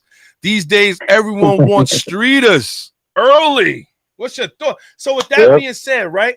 Let me tell you where I came with this from. We went to Elite Tuner car show last week. Shout to Elite Tuner, right? And when we was there, you had the cars in the parking lot and you had the cars in the arena. The cars in the arena are like, don't get me wrong, some of them look like they're driven every day, or not every day, but they're in the street, and some of them are like, no way are they driving this car every day. And it made me wonder, like, what am I like? Am I building a car for the street, or am I building a car for the show? And I was like, is there a way to do both? And I think you just got to ask yourself at one point, what is your build? And I think when you have an idea what you're doing with it, it's like, okay, like with my CRX, I thought about like the track, and you know what, I could sell all the JDM goodies and just track focus it. But would I enjoy it? No, I would enjoy the track, yeah, but you still want to take it out on the street. And shout to Reeves, he's 1,000% right. He's like, you know, at the end of the day, everybody wants a streeter car. Everybody wants a car that you can have on the street. And at the end of the day, if I gotta have a daily and then those, I'll do that. You feel what I'm saying? Which I have done for the most part. But I just think that right there, you have to ask yourself sometime, are you building a show car? Like, does it matter if the wire harness is a little exposed? You know what I mean? That's facts. So, I'd say this. Mm-hmm. It is absolute insanity to build a car and be like, yeah, I'm gonna leave this into my garage. Yeah, that's ridiculous. That's ridiculous. It's straight insanity. But the reason why I called actually was something I learned this past week. Okay. Which is still mind-boggling to me, but I care to share this with everyone who's listening. Let's go. It's about the tariffs. Okay, right? Let's go. So, like, we've been hearing like all the rumors about the percentage of tax that's going to be on imports. Yes. And stuff like that. And we know, like, even for domestic vehicles, parts are made overseas, you know, for whatever reason. But even still, it's imported and there's a tariff on it. Yes. Right? Mm-hmm. Now, let's say, for example, right, you have a part on your car that costs $10 to be made overseas, right? Yes. And the tariff on that is, let's say, $2.50. Okay. Right? Mm-hmm. To get it to your front door, right? Mm-hmm. You'll get charged, and by the time it gets to you, the cost of making of the cost that you're going to pay for that product is going to be $100, right? Okay. Now, here's where it gets interesting. Mm-hmm. The tariff for that product was only $2.50. So a 25% increase in that $2.50, you're looking at paying $3 for that part. Exactly. Right. Right. Mm-hmm. So now you're looking at a total of like $103, maybe. Right. Okay. What they're doing is telling you 25%. Oh, it's going to cost $125 now, and that is not so. I see. So you get it? I do. So you pretty much it's pretty much a finagling with the numbers. Like exactly, they add in 25% tariffs, and everybody's like, that's going to add 25% to whatever you purchase. So if you purchase $100 part, if they add 25% of that is another $25. But it's not. Right. What you're saying. I understand what you're saying. So pretty much, it really equates to another $3. Exactly, but they'll charge you $125 and say, "Oh, it's the tariffs," but it's really not. So what it comes down to is their bottom line is, you know, they're trying to make money at the end of the day. So that pretty much is going to be the next hustle. Exactly. They're gonna eat regardless. And shout to Marlon because he said something that even when I was looking at because it looked like Trump put a little bit of reprieve on the auto tariffs on the tariffs on the auto parts, because a lot of the American companies, shout to Marlon, domestic vehicles are made outside of America. So exactly. Or even the parts. Let's say, for instance, you have a part that goes from here to there and here to there, from America to Canada and back to Canada and then back to America. Do they have to pay that tariff over and over and over again? So apparently, no. Trump done changed that as far as the auto tariffs are concerned. Ultimately, nobody wants to hear that they got to pay more because of somebody else's decision. And I think that's where it comes down to. Nobody wants to hear you know what? I got to spend another $5 because this dude signed a piece of paper. You got a lot of people that feel that way. So I understand like the tariff thing, and a lot of things I don't understand that come with it, because tariffs, and a lot of people could easily look in their history. We can look in our history to find tariffs was mainly a weapon of war. Exactly. So like this is why a lot of people are like shocked. Like China's like, what are you saying? You want war? Because even when they was dealing with Russia, when Obama was dealing with Russia, the whole thing he was doing there, he was implementing more tariffs and things on them. Right. So it cost them more. He was like, either you stop what you doing or we gonna keep these tariffs coming. Right. And that's the big thing about tariffs is that it wasn't designed for the consumer. It was designed for the businesses who took work like labor out of the country to for profit reasons, and then brought the product back to sell it for a bigger profit. You know what I'm saying? So that tax is supposed to be on them, but they're trying to point it at us and say, no, it's going to be on you, the consumer. So it's not that. I just want people to get that understanding. Well, you know what? That at the end of the day, I think when it comes to the tariff thing, shout to Marlon. He says sanctions. Yeah, that's the better word. Sorry. Well, that was exactly what it was, sanctions. But right at the end of the day, nobody hasn't seen what it does yet. Right. So that's why you get so many people that's talking about it, and that's why I haven't really chosen to talk about the auto tariff thing, because we haven't seen really anything yet. But meanwhile, if you go to the dealer, they're already starting to jack up. I mean, they were jacking up prices before, but now they're going to be like, oh, tariffs. They're going to start screaming at the top of their lungs when it's not the case, Oh, yeah. Well, it's a hustle. It's like when COVID was going on and they were saying supply chain issues. I mean, like they was lying about that too. They was like, oh, supply chain. They milked that supply chain thing until like last year. And I want to say December of last year. Like, oh, we can't supply chain. So it's like, at the end of the day, that's the greedy part.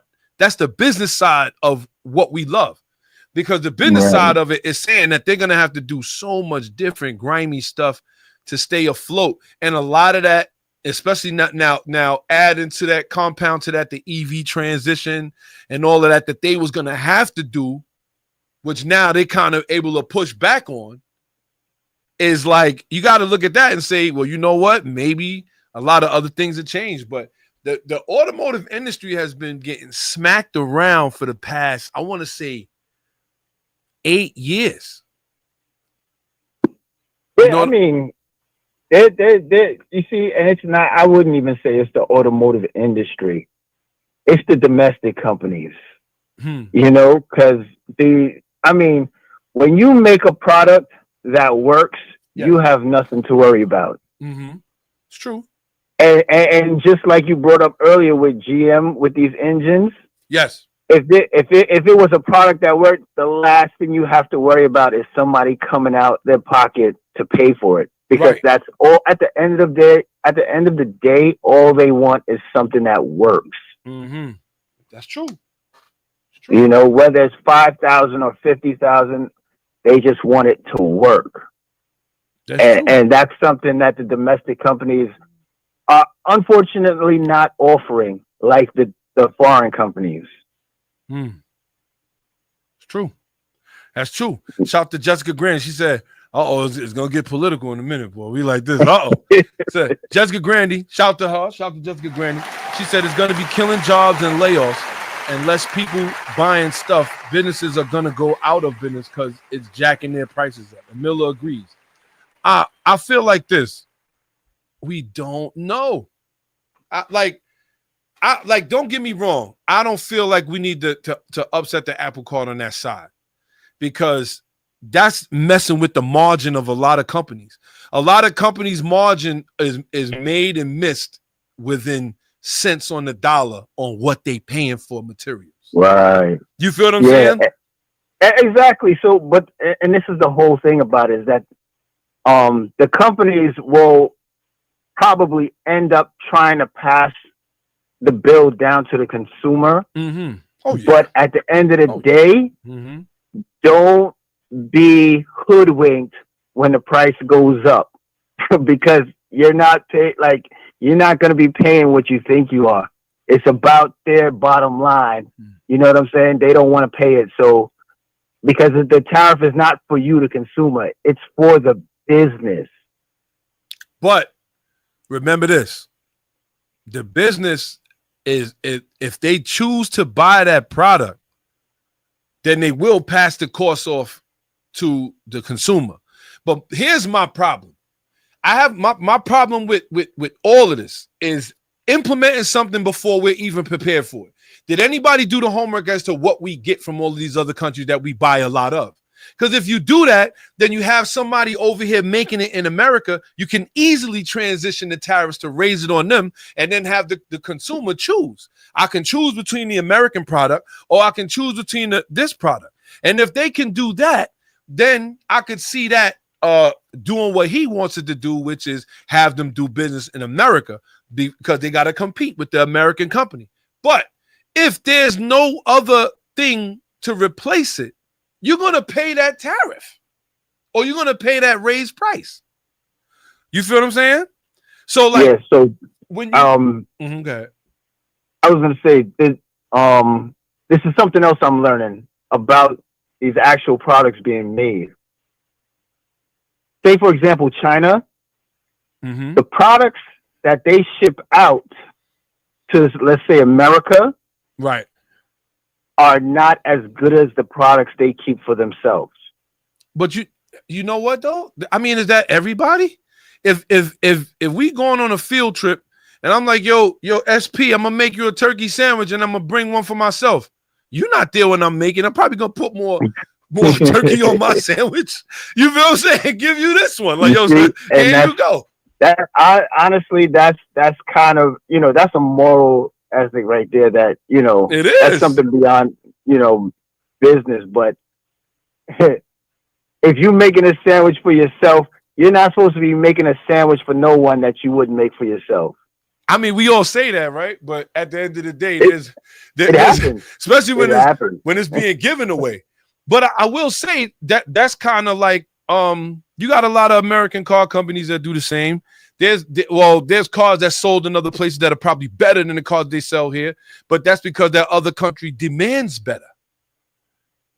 You feel what I'm saying? Like, yeah, that's true. Listen, that's a whole nother subject that I could go into. You know what I mean? Like, I don't even want to use. I don't need the words that come to my mind. I can't even use on this radio show. But listen, it's okay. We got the bleep button now.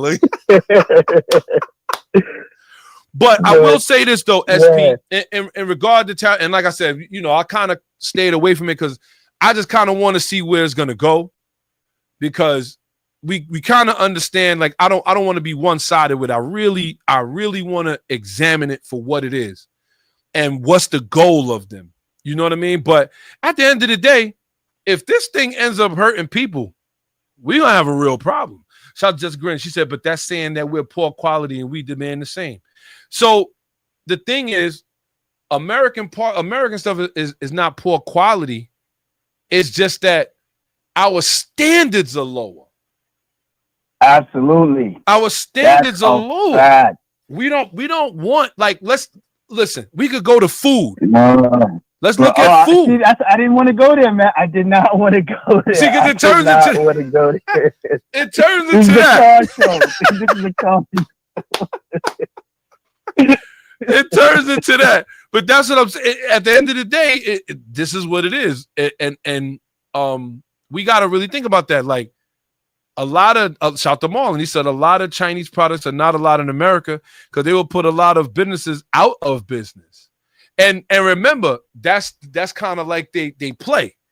They play is to flood the market, get rid of the competition, Yep. and then raise the prices how they see fit.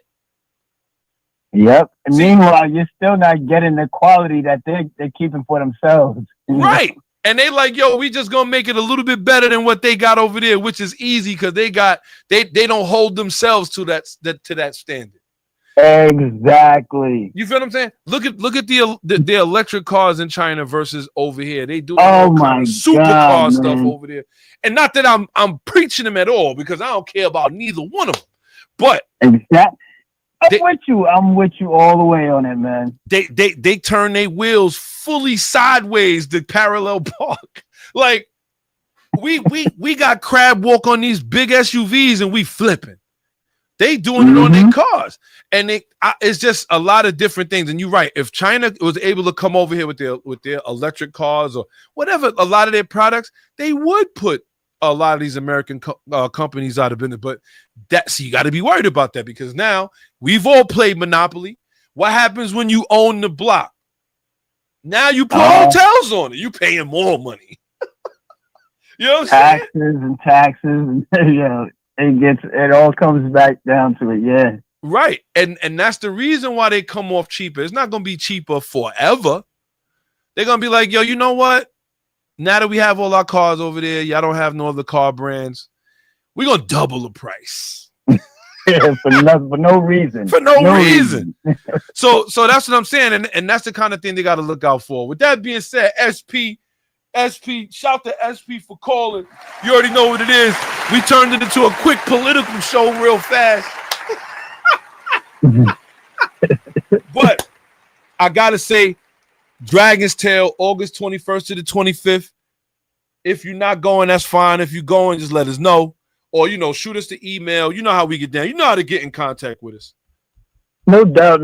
Unfortunately, I don't have enough seniority to get those days, but it's all good, man. Just take pictures and videos. That's all. That's a fact. That's what we'll do. Shout to SP. Yo, we appreciate the phone call, my dude. We gonna finish off right. I'm gonna get up with you. No doubt. All right, kid. Later. Peace.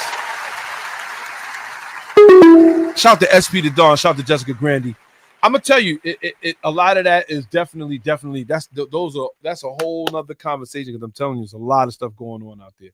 But with that being said, we got to look at a lot of other things. I'm telling you, there's a lot of other things going on out here. So we just got to keep in mind that me personally, I want to see where everything is going.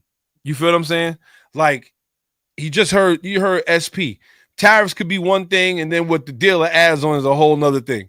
So it's like, we don't even know like how this is going to affect. We have an idea, and if it affects like that, then that's a problem. You feel what I'm saying? So we got to look into that. With that being said, like I said, when it comes down to building a show car, you got to say to yourself, right? I'm building a show car, or I'm building a street car. Your car should be a street or show car. That's what we're looking for. People are looking to strike the perfect balance with a lot of these cars, bikes, motorcycles, things like that. Everybody's looking to strike the perfect balance. I think ultimately when you go to do these things, you just got to keep in mind, you always stay true to yourself when you're building whatever you're building. Me personally, I'm building my cars. I'm staying true to myself. What I want, I will put on this car. If it appeals to other people, then it does. If it doesn't, it's what I want. You feel what I'm saying? So with that being said, shout out to everybody who's paying attention. Now we get down, man. It's the bearded one in the building. We are here. We're about to get up out of here in a little while. We got to make a run for it. But I do appreciate everybody tuning in who's rocking with us, paying attention. There's a lot of things, like I said, going on. And This right here, it was one other thing I wanted to talk about before we got up out of here. But you know what? Oh, we got a caller. Rally Radio, who we got in the box? You know what it is? You know who it is? Shout to Draco. What's going on, Draco? What it is? Chilling. Just doing my thing. I hear that. How's the project coming along? Pretty good. Unbolted everything except for 2 bolts in the tranny. I'm supposed to pull it out today, but I'm feeling lazy. And then I'll box it up and send it to California. You said in the transmission to California? Yeah, I'm gonna upgrade it so it can hold like 700. Somebody was telling me to get a T56, the Mustang one, but I don't think it's gonna fit in the body. What's the shipping? Looks like 180. Because Drift Motion quoted me 180 coming. Like when it comes back, they're gonna charge an extra 180. So it looks like it's a flat fee. Going and coming is 180. So 180 going and 180 coming back. I got you. And then the upgrade is $13.99 or something like that. Whoa! I hear you. Shout them all. So with that being said, now, right? Where does that put you now? Because now you obviously have the clutch already, right? Yeah, I got the clutch. The clutch is good for 7? The clutch is good for 550. Okay. All right. Are you going with a stronger clutch? For 7. What's your numbers game like? Like where you think you're gonna you know what I mean? Where do you want to be? At first, I wanted 600. Okay. But then I was talking to Marlon. You know the Gretty side by side. Yes. Turbo setup. Mm-hmm. I want that. Oh boy. And that ties in what we're talking about today about showcar and go car. Yes. You don't really see the side by side setup anymore. Okay, you're right. So imagine a 2J and a Conquest. That's one flex, and you pop the hood. Whole is sitting side by side. So you know what's crazy, right? That to us, that's like obviously, like I said, like you building your car for you, right? To us, to those who recognize that, we'll definitely be like, yo, we got the Gretty side by side, twin scroll, turbo. But now, you'll have these other kids, they don't recognize that. And I seen that firsthand when I went to Honda Day. Let me tell you a little quick story. Went to Honda Day. The guy had a turbo K20 and an RSX and right-hand drive. It was right-hand drive. And he did his work to it, right? Don't get me wrong. It was a beautiful car. But there was a CRX there, right? Total glass roof, right? Right-hand drive, K20 swap, 5 lug. He used the material from... He bought 3 back seats of the CRX to get material to put around the car. He bought bride material, was putting it all around. He had a system in the back, wide wheels, JDM front. I mean, I think he had everything. From there, I said, this is where I'm venturing, which started me on my adventure in that route. And you know he did not even trophy? Out of all of those parts, he did not trophy. And I was like, yo, like, and one of the judges explained it to me. He was like, he said, listen. That's not what the people like. Right. And I said, so wait, we knock his whole, like, think about the work that he done. And that makes me question him as a judge. That's right. Because I'm like, you're supposed to have a different view of what you see on these cars. If you look at this car and you could see the rarity of the parts. Exactly. You mean to tell me because, okay, so prime example, right? This CRX it was right-hand drive as it was, right? But he had the professional, he had a personal smoker's box in the CRX. You know, them older Hondas came with that. It was a personal box. Whatever you want to do with it, but changing it, your wallet, whatever, right? You know how hard those are to come by? And he had one.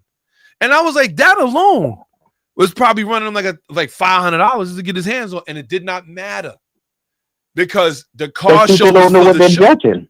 Right. Now, the judging was what, a panel of judges, or was that crowd participation? So it was a panel of judges. It was a panel of judges, and he did not trophy. To me, he should have got the best car out there. I'm gonna be honest with you, because you had not just being biased because I love CRXs, but they had other things that I just felt could not compete. It just did not have the presence. Wow. And that's like what you call it? Is it Honda or it was Toyota? Honda Day. It was some of the cars you would have your skirt automatically retract to come up on curves. Yes. You ever seen that? I have. So if he has that and the judges go, oh, that's stupid. You know how rare that is to find one and then to make it work? Listen, he had window visors. He had the real. He had all kind of stuff that is like era specific, and I think after that they pretty much created like after it was a while back. I want to say it was at least 10 years, and after that they kind of created like the categories of EF, EG, things like that. Because I was like, his cars, it was too nice. It looked to me, I was like, this is beautiful. He painted it a Porsche brown. It was a brown of like a 959 that he found. He found the chip of it. He was able to get it analyzed and get the paint. Wow. I was like, this guy went all the way out. And still, it was like, I was like, wow. And because it's not a Q70, he's not gonna get nothing. Right. At that time, the biggest thing was the RSX. RXS, yeah. So it was like if you had one of them, or if you had at that time that was starting the reign of the BMWs. You know what I mean? Yeah. The M3. And we talking about at a Honda thing in the parking lot, you had all these, but it just, like I said, as far as the Honda was concerned, S2000 RSX. If you didn't have one of those at that car, that was it. Or NSX if you was lucky. Or what's the other one? The yellow one, the yellow and blue, the spoon. Oh, that was all over the place. Bubble civet. Yeah, that's all over the place. You seen the yellow and blue because that's where everybody's gonna go. Spoon, Mugen, they're gonna go to those different things. Yeah. But you look for the guys who did their own thing, but still stay era specific. Like there was a guy with an EF, and he had the nets and the headrest. You know how like the older guys, Yep. And not too many people know about that. Right. Shout to Mark Camper for tuned in. He said there was a Velociter I used to take pictures of. He had at least 50,000 in quality parts into his build. He never got a trophy because he rolled with a crew of Stingers. He said judges always took the tuned Stinger over him. That's what I mean. They didn't even realize what he had. And that's why I say when you building a show car, like because if you're building one of those, it's like you got to do corny stuff. Because don't get it twisted. I've seen some of these cars. I'm like, it's corny. But it's in the arena. Yep. So just at the auto show last week, I saw some kind of weird stuff. And I'm like, it's all right. Right. It ain't neck break, though. Like, where you like, oh, my God. And that just goes, that's a testament to the kind of car guy you are. Yeah. You feel what I'm saying? Like, you got a lot of people who are still getting into it, and they may not have as much knowledge as you do, or they don't remember or have seen as much as you. And for that, it's like, you can't have them kind of people judging contests. That's right. You know what I mean? So it's just very interesting. Shout out to my guy, Mark Camper, for tuning in. We appreciate you, my dude. So, with that being said, so now the transmission, you almost there then. Pretty much. I was there until this rattle happened in the transmission. So send out the transmission, comes back, save up my money for the twin scroll. I got my sport wheels. I just got to get them reconditioned. That's going to be like $1,200. So, and then, with the twin scroll, right? What size turbo? T20, 28s? GT 20, like 0.63, I believe. Ooh. It's the lowest. It's the entry level for this twin scroll setup. Right. Okay. They start at 850. So you wanted this, and then the next one is 950, and the next one 1100. There's no way my rear end or that transmission is going to hold 900 something. So you wanted to stay sequential then with the engine. It wasn't really like go for a single turbo setup. You just wanted to be. This is kind of what we're touching on. Everybody did a single. Yes. You know, it's easier. It's way cheaper. But is it if better? You go that extra mile. Uh-huh. I was even talking to my daughter about it. I was like, yo, do you think 7K is worth the flex? She's like, no, Dad. I said, yeah, but when you pop that hood. Right. So I was like, you know what? You only live once. So why not? Right. Why not? I've been working on it this long. Why not? This is true. Yeah, and the way tracks are closing down, it's not like it's going to go down a track. But I'll be at a Cars and Coffee or Dragon's Tail, wilding. I hear you. I hear you. Having fun with it. Yeah. And I think ultimately this is why a lot of car shows are starting to go to the streets. That's right. Because people tired of looking at cars, and we say it all the time. See, I got 1,100 horsepower. I'll be like, yeah, all right. Like, let's see it on the street, or see it somewhere we can see it function, because obviously the street ain't even where it's going down right now. It's crazy at all. Yeah, and this goes back a few episodes ago. Built versus bought. So you have a trailer queen that you don't even do anything with. Yeah, your first show of the season, everybody's ooh and ah, but by the middle of the season, I saw that at so-and-so car show. It ain't all right. It's just eye candy. Mm-hmm. And at the end of the day, if we don't see it perform, it's like, did it really make it sound like? And I think that ultimately a lot of and I'll be honest, that's what drives a lot of YouTube channels as well. Shout out to everybody who's tuned in, paying attention. That's what drives a lot of YouTube channels. Is that they got to keep doing something fresh in order to keep the people tuned in. And I believe that they're not only tuning in for the cars, they also tuning in for the talk. Because a lot of times they do, and I noticed that a lot of guys they don't be wanting to reveal these secrets. That's a whole nother thing, man. You already know Draco. You know how we get down, man. We be here because at the end of the day, if you are building a show car, right? I believe that then you go all the way. I believe that everybody is trying to thread the needle between show car and drivable car. And I will say that when I was at this elite tuner thing, you seen some cars, I was like, there's no way they driving this. And and at the end of the day, shout out to Tonio, we was talking about like being in the arena. You know what I mean? And what that really meant was doing what you have to do to get your car going, to get things going, doing what you got to do. You feel what I'm saying? And that's pretty much where we was at, So that's what I meant by being in the arena. Like, it's gonna come a point where you wanna have your car built. You know what I mean? So you know how that go. You know how that go. Well, I went the daily driver route, and that thing caught fire. So, I'm good. I'm good with daily drivers. I'm gonna try to have her show and go. I hear you. Show and go, but not to work. Show and go, but she don't go to work. Not yeah, she don't drive. Nah, garage to garage. I'll park it in the parking lot. I'm not leaving her on the street. Listen, because you do have people that know what you got, and you're like, oh, that's a rare piece. And you up on blocks. And they trying to book it. You ain't lying. This is what I'm saying. Listen, all of these things you got to worry about. And that's what I tell you. Like a lot of people who are not car people, but they have cars, they don't understand that. I'd be like, yo, if I can't see my Type R, a lot of times I don't want to leave it there. I'm going to leave it.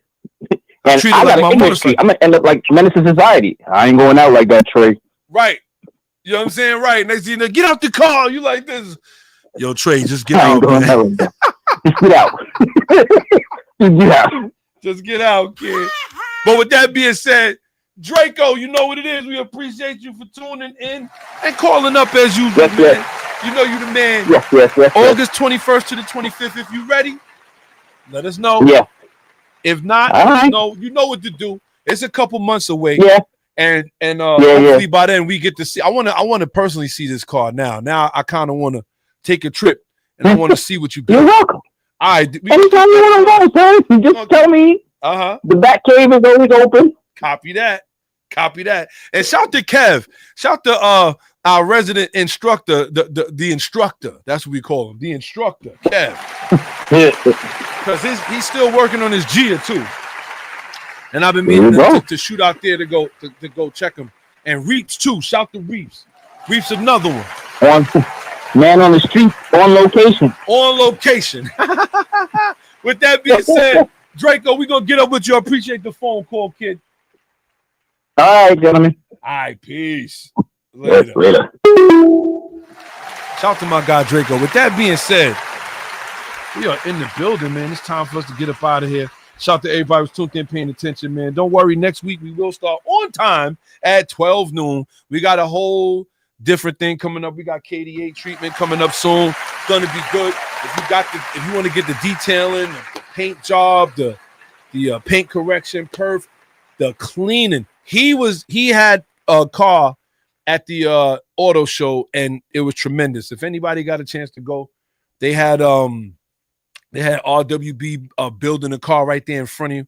Hopefully we could get a couple other individuals here to really talk about that. But with that being said, don't forget, like, subscribe, share. If you have not, subscribe to the YouTube. You're playing yourself.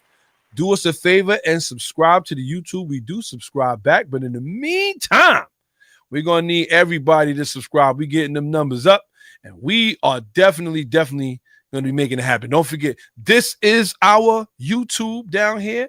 YouTube at Rally Radio Podcast. If that's what you're watching on, don't forget to subscribe. If that's what you're not watching on, don't forget to subscribe. You know what I'm saying? But we are in the building. So with that being said, shout out to everybody who's tuned there paying attention. It is now 2:30. Is it 2:30? Yeah, 2:41. We're going to make this happen for y'all. We're going to get up out of here. I appreciate everybody who tuned in. Shout out to Mark Camperford for tuning in. Shout out to Marlon, the resident Toyota guy. You already know how we get down. Shout out to Draco. Shout out to SP the Dawn. Shout out to Jessica Grandy. Shout out to Militan NYC. You already know what it is. Shout out to everybody who tuned in, who paid attention. Shout out to my guy, Darth Spalding, Reeps. Shout out to everybody who rocked with us. Shout out to Shy. He tuned in. Shout out to Clarence Alexander, Mr. 2J Castings, SP the Dawn. Shout out to Marvin Lee, Belinda Peak, Zai Young, Tanya Postel, my sister. Shout out to Silk the Relic. You appreciate him early. You already know what it is. Shout out to my guy Donnell Coma, a.k.a. the singer. You already know we got to look for him. Shout out to my guy Junior, tuned in. Shout out to Coach K. Shout out to Vinny Sereno. Shout out to everybody who rocked with us today. Wish we had more time to shout out more names, but we appreciate y'all. And a special shout out to my guy Tiny. Get well soon. You already know what it is. So with that being said, we appreciate everybody who rocked with us. Don't forget Saturdays, 12 noon, YouTube, Rally Radio Podcast. We will be releasing episodes during the week. And those that are in the community, don't forget, we're going to have a special message for y'all tonight. We're going live about our trip to the Dragon's Tail. So with that being said, until next week, I am out. Let's get it. Drop the clutch, hit the gas. Rally Radio, where the fast life meets the fast lane. Yeah. You're now tuned into Bars and Hoops Radio. Yeah. The world of hip hop and sports live. Dropping the clutch and then I hit the gas. Wheels screeching, tires burning, I'm flying past. Gotta get home quick, don't wanna miss the class. They schooling you on whips and how to make them fast. Talking about everything from cars to planes. What's hot, what's next, and how to flip the game. They talk in my language, we speak the same. That whip talk complex, but yet they keep it plain. From the news, the interviews, they keep it cool. They give reviews, everything from parts to tunes. Can't lose, come to whips, they not no fools. Don't miss the show, the start time is noon. The bearded one, S.I. Sean, they crazy though. You can't miss it, tune in to Rally Radio. Where the fast life meets the fast lane.